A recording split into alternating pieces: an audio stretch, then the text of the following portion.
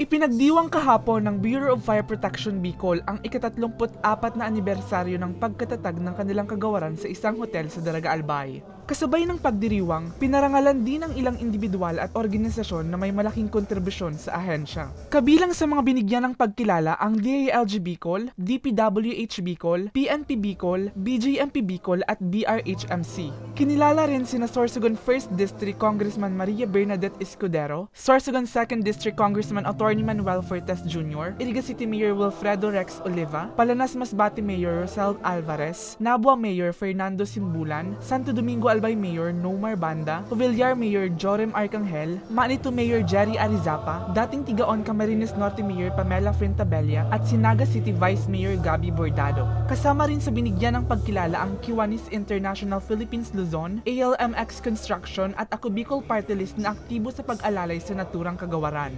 Ano pa yung mga istasyon na mga nangangailangan ng fire trucks, nangangailangan ng mga fire fighting equipments, as well as construction of additional fire stations. So yun po yung mga ginagawa ng mga lawmakers natin from Ako Bicol.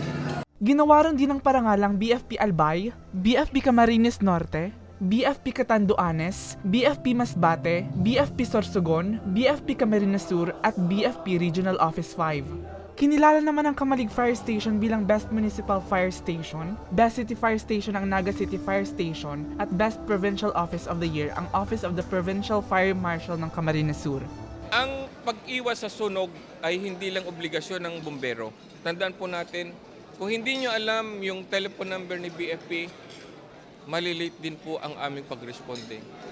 Fire prevention is the responsibility of everyone. Tandaan po natin, sa pag-iwas sa sunog, hindi ka nag-iisa. Pambansang bumbero, bayaning maasahan. Samantala, tinalakay din sa pagtitipon ang mga naging tagumpay ng kagawaran noong 2024 at ang iba't ibang isusulong na programa para sa kasalukuyang taon. Para sa mga balitang Tatak Bicol, Mel Moral.